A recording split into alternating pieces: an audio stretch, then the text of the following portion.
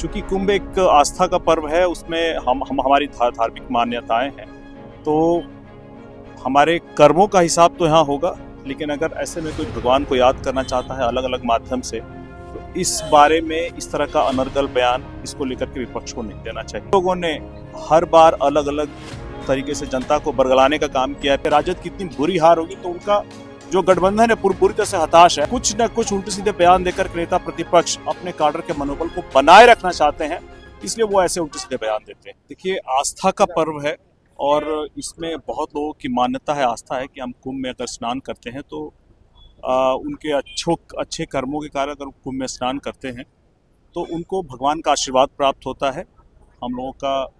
और चूँकि वहाँ की प्रशासन ने भी बहुत अच्छी तरीके से तैयारी की है, तो हम लोग का मानना है कि वहाँ लोग जाएं और वहाँ स्नान करें और भगवान को याद करें। और वहाँ चूँकि व्यवस्था अच्छी बनी हुई है, तो ऐसी कोई अप्रिय घटना नहीं हो। लगातार इसको लेकर के अपोजिशन की तरफ से बयान भी सुने गए हैं कि क्या सारे पाप टूट जाएंगे, कुंभ में जाकर के रोजगार नहीं दे रही है सरकार। कैसे देखिए, इसमें चूँकि कुंभ एक आस्था का पर्व है, उसमें हम हमारी धार्मिक मान्यताएं हैं, तो हमारे कर्मों का हिसाब तो यहाँ होगा। लेकिन अगर ऐसे में कोई भगवान को याद करना चाहता है अलग अलग माध्यम से, तो इस बारे में इस तरह का अनर्गल बयान इसको लेकर के विपक्ष को नहीं देना चाहिए। विपक्ष को कोशिश करना चाहिए कि जिस तरह से उन लोगों ने हर बार अलग अलग तरीके से जनता को बरगलाने का काम किया है पिछले कई दिनों में, आपने देखा ही होगा, तो उनको भी एक बार कुंभ में जाना चाहिए, स्नान करके आना चाहिए और उनको खुद महसूस होगा कि जिस तरह से नकारात्मक विपक्ष का की वो भूमिका निभाते रहे हैं, वो कुछ हद तक धुले और वो भी सकारात्मक विपक्ष की भूमिका निभाएं।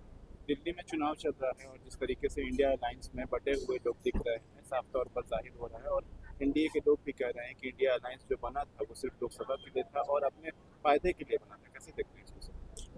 बहुत ज़रूरी है कि विपक्ष पहले अपनी एकता को किस मुद्दे और मकसद के तहत वो लोग इकट्ठा हुए थे इसको स्पष्ट करें।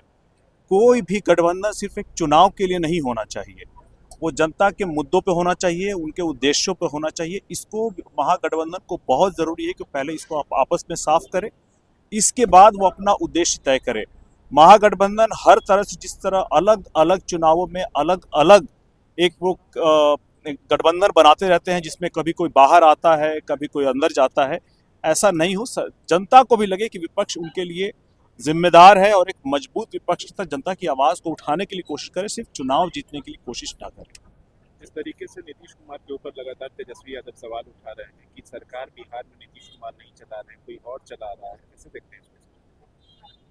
देखिए, आने वाले बिहार के चुनावों में जिस तरह से एनडीए एकजुट है और चुनाव में जाने पर आपको जिस तरह से अप्रत्याशित जीत लगभग 200 सीटों से ज़्यादा होने की उम्मीद अभी बन रही है, जनता के बीच में मैसेज आ रहा है, उससे नेता प्रतिपक्ष जो है अपनी सकारात्मक विपक्ष की भूमिका अदा करने के बजाय नकारात्मक विपक्ष की भूमिका अदा करके कुछ न कुछ उल्टे सीधे बयान दे रहे हैं माननीय मुख्यमंत्री जी के खिलाफ में।